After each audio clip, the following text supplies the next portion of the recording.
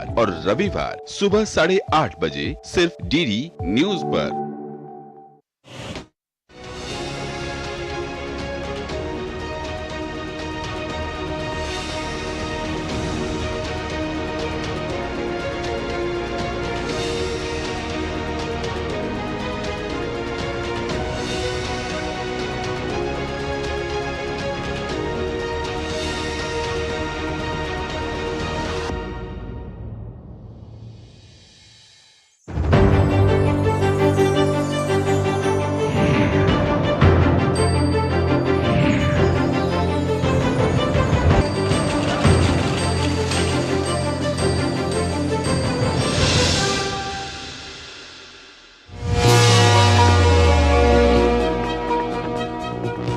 लोकसभा चुनाव के मद्देनजर देश भर में सियासी पारा परवान चढ़ रहा है। दक्षिण भारत के तमाम राज्यों पर इस बार बीजेपी खास फोकस कर रही है, जबकि इंडी गठबंधन दक्षिण में अपनी बढ़त को बनाए रखना चाहता है। ऐसे में दक्षिण भारत की ग्राउंड रिपोर्ट समझने से पहले हैदराबाद को जानना जरूरी है। कला और इतिहास के किस्सों की गवाही को समेटे हुए दक्षिण भारत के राज्य तेलंगाना की राजधानी है हैदराबाद। हैदराबाद को निजाम का शहर और मोतियों का शहर भी कहा जाता है। हैदराबाद भारत के सर्वाधिक विकसित नगरों में से एक है। आखिर क्यों जाना जाता है हैदराबाद? भारत का बड़ा आईटी हब और तेलुगु फिल्म इंडस्ट्री के निर्माण में हैदराबाद की भूमिका सबसे बड़ी है। हैदराबाद की बिरयानी पूरे देश में जानी जाती है। हैदराबाद का अपना राजनीतिक इतिहास है। हैदराबाद में वर्तमान में 2 लोकसभा सीट हैं, जिनके नाम हैदराबाद और सिकंदराबाद है। आइए बात करते हैं हैदराबाद की सियासत की। हैदराबाद की सियासत की बात करें तो आजादी के बाद से हैदराबाद लोकसभा पर लंबे समय तक कांग्रेस का कब्जा रहा है, लेकिन 1984 के बाद ओवैसी परिवार इस सीट पर काबिज रहा। इस सीट से सुल्तान सलाउद्दीन ओवैसी 7 बार सांसद चुने गए थे, जो कि वर्तमान सांसद असदुद्दीन ओवैसी के पिता हैं। असदुद्दीन ओवैसी इस बार भी AMIM से उम्मीदवार हैं, तो बीजेपी ने माधवी लता को इस बार उम्मीदवार बनाया है। 2019 हैदराबाद लोकसभा के नतीजे। 2019 में ओवैसी ने 5,17,481 वोटों के साथ जीत हासिल की।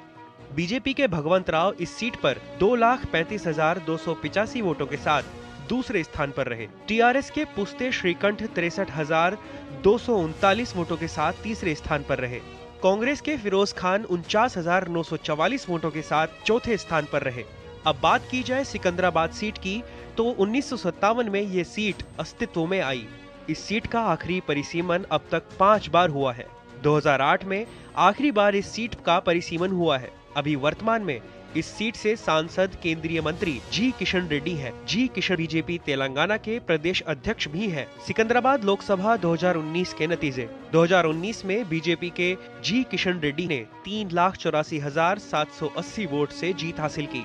तलासनी साई किरण यादव TRS उम्मीदवार 3,22,666 वोटों के साथ दूसरे स्थान पर रहे। हैदराबाद की जहां तक बात की जाए तो यहां तमाम राजनीतिक दल बड़े बड़े दावे कर रहे हैं। जहां कांग्रेस की तेलंगाना में सरकार है, तो दूसरी तरफ बीजेपी भी दक्षिण भारत में अपनी राह तलाश रही है, तो BRS भी इनको चुनौती देते हुए नजर आ रही है। और कहा यह भी जा सकता है कि जिस जगह हम खड़े हैं, यानी कि पुराने हैदराबाद में, यहाँ AIMIM भी मजबूत स्थिति में नजर आ रही है। ऐसे में जनता के दिल में क्या है और जनता जनार्दन किसको किस मुद्दे के पर चुनती है और चुनने का आधार क्या होता है, इन बातों को समझने के लिए आइए लिए चलते हैं क्या बोले भारत में जनता के बीच।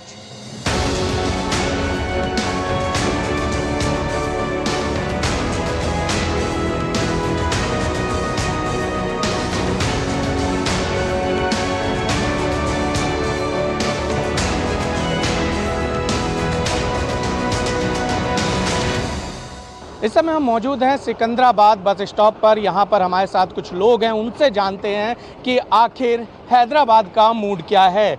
आपका सबसे पहले नाम? सुरेंद्र कुमार अग्रवाल। सुरेंद्र जी, हैदराबाद का फिलहाल क्या मूड नज़र आ रहा है? किस आधार पर यहाँ पर 2024 में वोट करने जाएगा हैदराबाद? हैदराबाद अब मोदी के तरफ है, पूरी बीजेपी की तरफ वोट देना चाह रही है। कारण क्या है कि मोदी जी ने बहुत विकास किया है और टेररिज्म ख़त्म किया है पूरा इंडिया में, और महिला सशक्तिकरण किया है और उज्ज्वला शक्ति दिया है, और उन्होंने बहुत तरफ से डेवलप किया है इंडिया को। और मोदी 18 घंटे काम कर रहे हैं और भी विकास करना चाह रहे हैं। उन्होंने अभी साइलेंट नहीं हुए, अभी भी बहुत ही विकास करना चाह रहे हैं, इसलिए बहुत जो लोग चाह रहे हैं मोदी जी को वोट किया जाए। लेकिन अभी की बात की जाए तो तेलंगाना में कांग्रेस ने सरकार बनाई, विधानसभा एक बड़े बहुमत के साथ आई, आपको लगता है उसका कुछ इम्पैक्ट होगा? उसका कुछ इम्पैक्ट नहीं होगा। मोदी का अपना एक अलग ही लोगों में इमेज है और उनको वोट देना चाह रहे हैं लोग, मोदी के तरफ भी है, पूरा कांग्रेस के तरफ ही नहीं है। जी सर, क्या सोच रहा है हैदराबाद? हैदराबाद फ़िलवक़्त मोदी साहब की तरफ है, जो डेवलपमेंट की तरफ ज़्यादा तवज्जो दे रहे हैं, क्योंकि मोदी साहब एक ज़माने के बाद बेटी पढ़ाओ बेटी बचाओ की स्कीम को लेके आए हैं। काफ़ी मदरसों को हेल्प कर रहे हैं वो, और मोदी साहब का ये बात कहना है कि एक हाथ में बच्चों के कंप्यूटर देखना चाहते हैं और दूसरे हाथ में कुरान देखना चाहते हैं, इसलिए तमाम मुसलमान मोदी साहब के साथ हैं। लेकिन विपक्ष तो कहता है कि अल्पसंख्यक समाज में डर का माहौल है, अल्पसंख्यकों को ये सरकार तवज्जो नहीं देती है। गुज़िश्ता के मुकाबले में इस मरतबा पसमानदा जो मुसलमान है वो मोदी जी के बिल्कुल करीब है। आप देखें, तमाम हिंदुस्तान को दंगे ख़त्म हो चुके हैं और विकास की तरफ, हर एक इंसान विकास की तरफ, डेवलपमेंट की तरफ, जहाँ पे मोदी साहब अपने आप को मुसलमान को सीने से लगा रहे हैं, तो ये डर ख़त्म हो चुका है। AIMIM का एक गढ़ है जहां पर हम खड़े हैं। विधानसभा चुनाव में बात करें तो 7 में से 6 सीटें जीती उन्होंने, 1 सीट बीजेपी ने जीती, और फिर लोकसभा चुनाव में कैसे फाइट कर लेंगे? आपको ये जानकर आश्चर्य होगा कि जो सीट भारतीय जनता पार्टी जिस जगह से जीती है, वहाँ के सांसद की जगह है, वो MIM असदुद्दीन अवीसी साहब की जगह है, जहाँ पे ये विधायक जीत के आए हैं। तो आप इससे अंदाज़ा लगा सकते हैं कि मतलब टी राजा ने उनको उनके गढ़ में हरा जी हाँ, जी हाँ, जी हाँ। तो ये अल्पसंख्यक समाज चौंका देगा ओवैसी साहब को? मुमकिन है, हो सकता है, क्योंकि मुसलमान कम्युनिटी पूरे डेवलपमेंट्स की तरफ आ रही है और मुसलमान कम्युनिटी ये चाह रही है कि जैसा आपको अब ये जो सीज़न आने वाला है, हज का सीज़न है, काफ़ी हमारे जो बहनें हैं अपने आप को जो है सो मोदी साहब से इतना फ्री कर रहे हैं कि अपने आप को कि उनके करीब जो है सो जाकर उनकी जो बात है, चिट्ठी के ज़रिए जो मन की बात है उनको बता के अपने पूरे काम जो है सो आसानी से करा कर अपने कामों का। ये तो अल्पसंख्यक समाज की बात हुई यहाँ पर बाकी समाज की, वो क्या देख रहे हैं? वो तो सब मोदी के तरफ है सब। अल्पसंख्यक तो क्या है, उनमें भी बदलाव आया है। कारण क्या है, मोदी जी ने उनको भी बहुत सपोर्ट किया है, बहुत साथ लेके चल रहे हैं। उनका काम क्या है, सबका विकास सबके साथ, उनका मूल मंत्र है वो, इसलिए उनको चाह रहे हैं। और यहाँ भी लोग मोदी जी को बहुत चाह रहे हैं, और यहाँ भी पहले यहाँ पूरा कांग्रेस था, पर यहाँ भी बीजेपी की सपोर्ट हो गया है। क्या मूड है, क्या मिजाज है हैदराबाद का? सर मिजाज तो अल्हम्दुलिल्लाह ठीक है अभी। आपका जी अभी नया नया है ना, आगे अभी फ्यूचर में पूरा मालूम पड़ेगा सब क्या होता है, क्या अच्छा है क्या बुरा है। नहीं, लोकसभा चुनाव में क्या देख रहे हैं? अब लोकसभा चुनाव होने वाले हैं 1-1.5 महीने में, उसमें क्या देख रहे हैं? किस आधार पर आप वोट करने जाएंगे अपना? हाँ, तो उसके बारे में ज़्यादा तो मेरे को तजुर्बा नहीं है, क्योंकि मैं 6 महीने से जो है ना बीमार था। अच्छा। अभी बाहर निकला हूँ। अच्छा, तो अभी लोकसभा चुनाव को लेकर जो पब्लिक है वो अपने मिजाज की बात कर रही है, और हैदराबाद की जहां तक बात की जाए तो अलग अलग चीज़ें निकला। एक और सज्जन यहां पर मौजूद हैं, उनसे बात करने की कोशिश करते हैं। सर, क्या मिजाज है हैदराबाद का? क्या बोल रहे हैं? क्या मिजाज है हैदराबाद का? ये हैदराबाद है, हैदराबाद जो लोग हैं, हर एक लोग अभी डेवलपमेंट का तरीक़ा से देख रहे।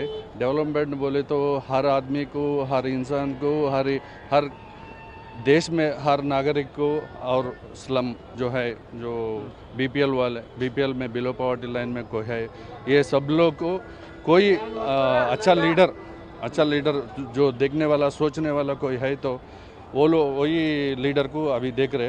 अभी हमारा ये एरिया में ईटल राजेंद्र चुनाव में लड़ने वाला है, सो ऑटोमेटिकली मोदी का इम्पैक्ट बढ़ेगा। मोदी का, लेकिन ये तो AIMIM का गढ़ कहा जाता है। वो वॉल सिटी हैदराबाद का होता।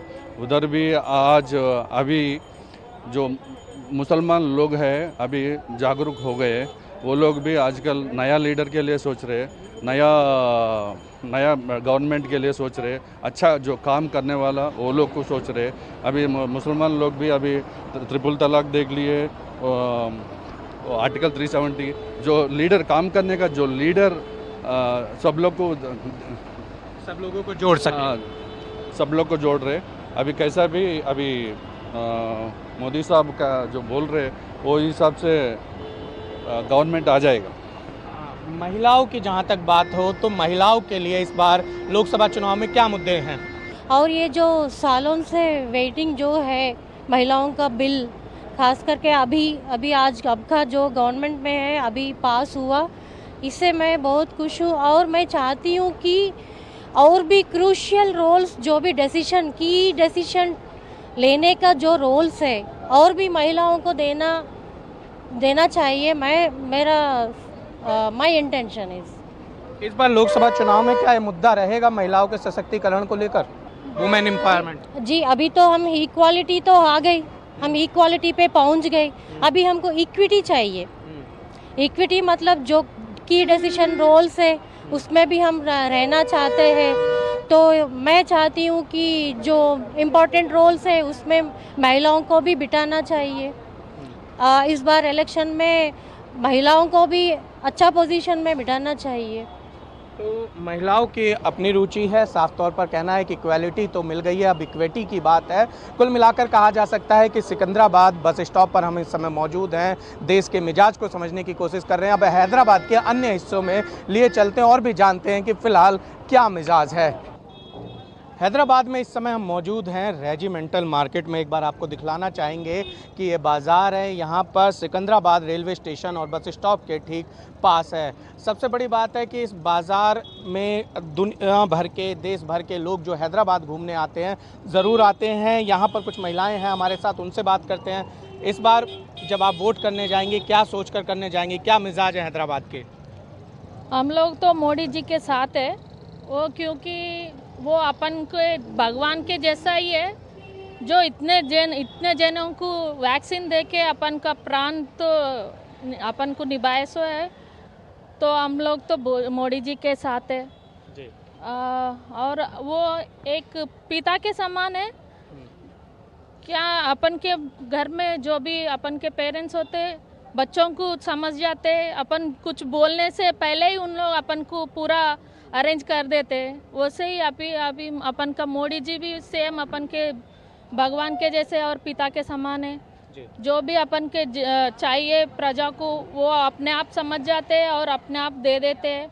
कोरोना टाइम पे तो राशन भी दिए ऐसे होते, और जो भी अपन को वैक्सीन चाहिए था 10 साल में होने का वो 1 साल 2 साल में ही करके सब जने को फ्री में बांटे। सर, क्या इशू रहने वाला है इस बार चुनाव में हैदराबाद का? हैदराबाद का चुनाव में तो बीजेपी और कांग्रेस वोट सब चलेगा और मजलिस भी एक सीट आ जाएगा। और जो यहाँ पर जो है सब लोग इक्वल में है पब्लिक, तो माइनॉरिटी थोड़ा कम वोट में है। जो है यहाँ का जो पब्लिक है ऑल ओवर इंडिया से पब्लिक यहाँ पर ठहरते हैं। यहाँ पर जो है जो एक्चुअली आप देखे गया बोले तो संसद से एकदम छोटी सी बात बोल रहा हूँ, घर का बड़ा कौन है? बाप है। बाप से इच सब हो जाएगा, बाप से इच सब हो जाएगा, लाना देना सब उसके ही होगा। 4 बेटे रहते, 5 बेटे रहते, उसमें एक बेटा होशियार रहता है, एक बेटा अनाड़ी रहता है। मुद्दा क्या रहेगा? मुद्दा क्या रहेगा तेलंगाना का, हैदराबाद का मुद्दा क्या रहेगा लोकसभा चुनाव में? लोकसभा चुनाव में वोट सब चलेगा, बीजेपी और कांग्रेस। अच्छा। और टीआरएस 10% 20%। अच्छा। और बोलिए। और यहाँ पर AIMIM एक सीट मार लेगा, हो जाएगा। ओवैसी साहब सांसद बन जाएंगे पहले से है ना, इसलिए वो चलेगा। अच्छा। मगर ये दफा तक का भी जो पब्लिक जो है पलट सकता, कब क्या कर सकता कुछ भी नहीं बोल सकता। अच्छा, तो यहाँ पर अभी कुछ समझ में नहीं आ रहा है क्या हो रहा है? समझ में नहीं आ रहा। हाँ, क्या मुद्दा रहेगा सर हैदराबाद चुनाव का? तो आंध्र प्रदेश है। अच्छा। हमारा रायलसीमा अनंतपुर डिस्ट्रिक्ट है जी। हमारा तो TDP पक्का आता है। अब तो जगन सरकार तो गिर जाएगा जी। चंद्रबाबू साहब नहीं, विधानसभा चुनाव की बात नहीं करे, पार्लियामेंट्री इलेक्शन है। देश का क्या मुद्दा है? देश का तो हमारा तो आंध्रा का है ना, इसलिए हमें TDP का ये करता है। TDP आता है उधर। नहीं, बात तो अभी पार्लियामेंट्री इलेक्शन की भी हो रही है ना। होता है, वो भी होता है जी, वो भी चलेगा। हमारी तरफ तो ये बीजेपी तो नहीं आएगा। अच्छा। और पक्का क्या वजह है, क्या वजह है? तेलुगुदेशम आएगा। अच्छा, चंद्रबाबू का किस काम को लेकर? क्या सर, वो गरीब को हर एक बात को बहुत अच्छा था। ये जगह ना के और दवाखाने का ज्यादा पैसा, बस में टिकट में ज्यादा पैसा, सब में सब पैसा ज्यादा लेता है। दुकान का साबुन का रेट भी ज्यादा लेता है। ऐसी बात। सर 2024 के चुनाव का मूड क्या है? अभी तो बहुत टफ चल रहा है। अभी तो कांग्रेस भी फॉर्म पे आ चुकी है, कांग्रेस है, और जैसे कि बीजेपी भी है, बीजेपी भी अच्छा फॉर्म पे है। दोनों का भी बहुत टक्कर का है, दोनों में बहुत टक्कर चल रही है। लेकिन ये तो बता नहीं सकते कौन आएगा, लेकिन हमारा तो वोट पक्का कांग्रेस को ही जाएगा। अगर दूसरे को डाल देंगे तो बढ़ जाएगा। वजह क्या है? वजह देखिए, अभी जो महंगाई चल रही है, महंगाई के हिसाब से हम आम आदमी क्या चाहता? आम आदमी सिर्फ सुकून चाहता। सुकून होना, उसको खाने पीने के लिए हर चीज़ सस्ती, हर चीज़ का सस्ती चाहिए। आम आदमी की परेशानी ये रहती है, अच्छे से जाना, खाना पीना, अपने परिवार को अच्छा देख लेना, सुखी से सोना। ये नहीं कि हर किसी को परेशान करे, रोड चलते हर राह में, हर जगह पे बीजेपी गवर्नमेंट है, हर जगह वही हो रहा है। हर कोई परेशान है, कोई मुसलमान दिख गया तो भी परेशान हो जा रही है। अरे भाई, इंसान को क्या मुसलमान होना है, क्या कोई परेशानी है? ये इंसान पहले क्या है, अपना हर चीज़ बीजेपी का ऐसा हो गया है कि धर्म पे चल रहा है, कि ऐसा नहीं, हर किसी को एक समान देखना चाहिए। हम बचपन में सीखते थे कि हमारे स्कूल में कि हिंदू, मुस्लिम, सिख, ईसाई, ये 4 लकड़ी है हिंदुस्तान के। तो अगर एक भी लकड़ी अगर टूट जाएंगी ना हिंदुस्तान में से, तो कम हो जाएंगी, तो बहुत परेशानी हो जाएंगी। बिल्कुल, बिल्कुल। तो ये 4 पिलर है, 4 पिलर हैं। तो ये 4 पिलर को अपना काम है कि मजबूत रखना चाहिए। तो हमें ऐसा कोई प्रधानमंत्री ऐसा चाहिए, ये नहीं जो कि इन चारों पिलर्स को जोड़ सके। सर आपके लिए क्या मुद्दा है चुनाव में? मेरा सीएम घर से एक क्वेश्चन है। लोकसभा चुनाव के लिए मैं पूछ रहा हूँ सर। लोकसभा चुनाव के लिए नहीं बोल सकता मैं, मेरा एक ही चुनाव है। क्या ये बोलेंगे तुम, गैस और करंट फ्री दे रहे थे, सबको फ्री देना था। ओनली व्हाइट रेशन कार्ड वाले को फ्री दिए, कि दूसरा कोई वोट नहीं डाले क्या? सब लोग वोट डाल के आप जीते ना, आप सबको देना पड़ता है ना। तो अब लोकसभा चुनाव में इसको मुद्दा बनाएंगे आप? मुद्दा बनाएंगे, ऐसे करेंगे तो कैसा मुद्दा बनाएंगे? सबको देना वोट, सब डाले सबको देना, फ्री में देना, सबको फ्री देना। वोट कौन कौन डाले, सबको फ्री देना। वोट डाल जिताए ना आपको, अब वोट डाल जिताए ना। बिल्कुल, वोट डाल के जिताए और वादे पूरे नहीं हुए। क्या मुद्दा रहने वाला है मैम आपके लिए? मेरे को मोदी बागार बहुत पसंद है। मोदी गार आना चाहिए इधर, थोड़ा काम चल रहे ना, उससे बात कर रहे ना, इसके लिए मोदी गार इधर आने चाहिए। वही जी। तो ऐसा कौन सा काम आपको पसंद आया उनका? बहुत किया, उस पब्लिक को नहीं मालूम पड़ रहे, पूरा स्कीम्स बहुत चल रहे ना, अभी पब्लिक को कुछ भी मालूम नहीं पड़ रहे। वही इधर आए गए तो थोड़ा पब्लिक भी मालूम पड़ता है, वही सोच रहे मैं। तो आप समझ सकते हैं कि तमाम मुद्दे हैं और तमाम मुद्दों पर जो जनता है वो वोट करने जाएगी, और जनता ने अपना अपना तय कर लिया है कि किस आधार पर जनता वोट कास्ट करेगी। सर क्या मुद्दे हैं 24 के चुनाव के लिए आपकी नज़रों में? डेवलपमेंट है, master of Modi in development India. Okay, अब सबका साथ सबका विकास के सबका विश्वास है। सब मोदी के सिवा कोई भी नहीं है डालने को, वोट डालने को मोदी के डालने पक्का है, वो जरूर है। Modi is only India, India is Modi. तो ये तो इंदिरा गांधी के लिए कांग्रेस कहती थी एक जमाने में। अभी इंदिरा गांधी की बोल रहे थे, पर अभी मोदी तो इंडिया है, इंडिया तो मोदी। अभी ये नारा चल रहा है, अभी मोदी के सिवा कोई भी नहीं है। डेवलपमेंट होना बोले तो मोदी की डालना, सबका साथ सबका विकास पक्का रहना, सबका साथ सबका विकास हो रहे, इसलिए मोदी की कंपलसरी वोट डालने का है। हम भी सपोर्ट करें मोदी की। तो रेजिमेंटल मार्केट से कुछ इस तरीके से लोगों से बातचीत की, क्या बोले भारत में, हमने कोशिश की पता करने की आखिर तेलंगाना में मिजाज क्या है, हैदराबाद में मिजाज क्या है। अब हैदराबाद के अन्य हिस्सों में भी आपको लिए चलते हैं। हैदराबाद में नालाकुंटा बाज़ार में हम इस समय मौजूद हैं। पहले आपको बाज़ार की स्थिति दिखाना चाहेंगे और फिर उसके बाद यहाँ लोगों से बात करने की कोशिश करेंगे कि 2024 के चुनाव में यहाँ के लोग किस तरीके से देख रहे हैं। सर आपका गुड नेम? मेरा नाम विजेंद्र रेड्डी है सर। विजेंद्र जी, 2024 की अगर बात करें लोकसभा चुनाव में आपके हैदराबाद में क्या मुद्दे रहने वाले हैं?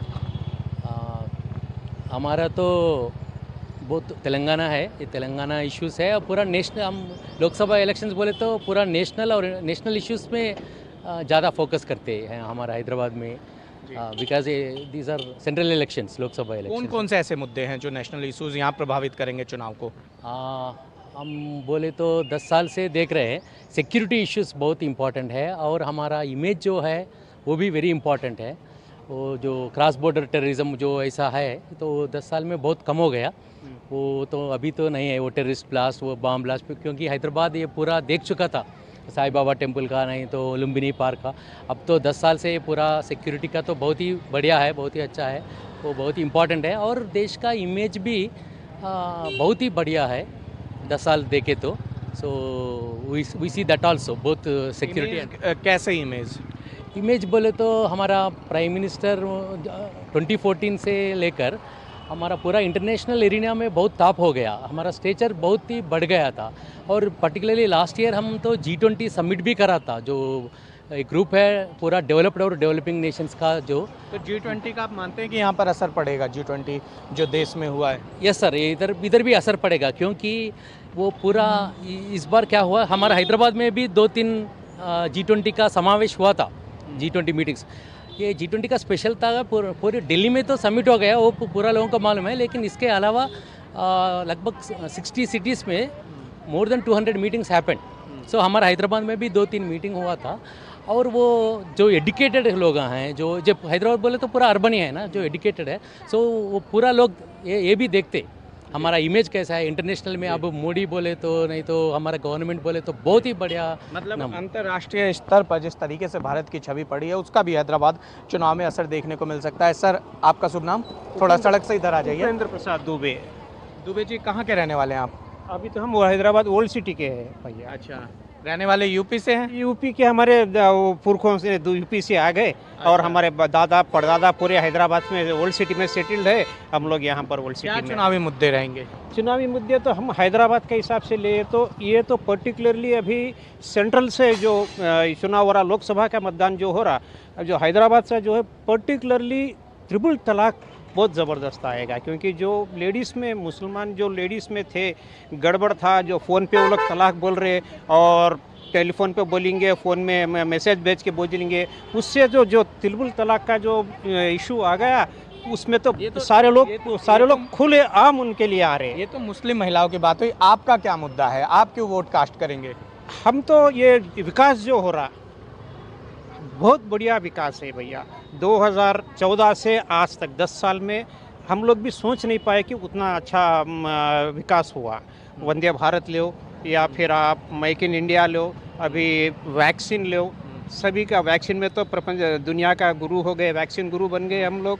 और जो मेक इन इंडिया में जो हो रहा, मेक इन इंडिया का जो हो रहा, उसके हिसाब से भी बहुत ही हो गया। अभी वंदे भारत वन हो गए, और डिफेंस सेक्टर में जो डेवलपमेंट है रहा, डेवलपमेंट एक बड़ा मुद्दा रहेगा। सर, आपसे पूछा जाए, सबसे पहले अपना नाम बताइए। मेरा नाम MK श्रीनिवास है जी। इस तरफ आ जाइए, इस तरफ जी, बोलिए। मेरा नाम है वंदे प्रजा श्रीनिवास है। श्रीनिवास जी, क्या मुद्दा है तेलंगाना का, क्या मुद्दा है हैदराबाद का? हैदराबाद के हर जन मोदी पूछ रहे हैं, क्योंकि बहुत सारी डेवलपमेंट हो गए सर। और एक बात है, जन औषधि का है ना सर, मेडिसिन का प्रॉब्लम है हैदराबाद में। बहुत पैसा होते थे, इससे पहले 2000-3000 होते थे, अभी 200-300 में मेडिसिन मिल रहा है, पब्लिक को बहुत फ़ायदा हो रहा है। इसका मोदी का ये बहुत अच्छा कार्यक्रम है। लेकिन ओवैसी साहब तो यहाँ सबसे मजबूत दावेदार हैं और लगातार 4 दशक से जीतते आ रहे हैं। सर, उसका पर्सनल एजेंडा है, हमारा एजेंडा एकता है, सब एक है, सब मिलकर है। सब। तो ये हैदराबाद की जनता से हमने बात करने की कोशिश की थी, चूँकि हैदराबाद सिटी तेलंगाना में है और यहाँ तेलुगु बोली जाती है। चूँकि हमने कोशिश की थी कि लोगों से बातचीत करें, समझें इनके मुद्दे क्या रहते हैं, तो कई सारे लोगों ने ऑफ रिकॉर्ड, कुछ लोगों ने ऑन रिकॉर्ड हमसे बातचीत की। कुल मिलाकर भारत क्या बोलता है, हमने आपको सुनवाने की कोशिश की, क्या बोले भारत में। और उम्मीद है कि आप समझ सकते हैं देश का मिजाज और मूड इस कार्यक्रम के बाद क्या है। हैदराबाद की जनता से बातचीत में इतना ही। देश और दुनिया की तमाम खबरों के लिए बने रहिए DD न्यूज़ के साथ।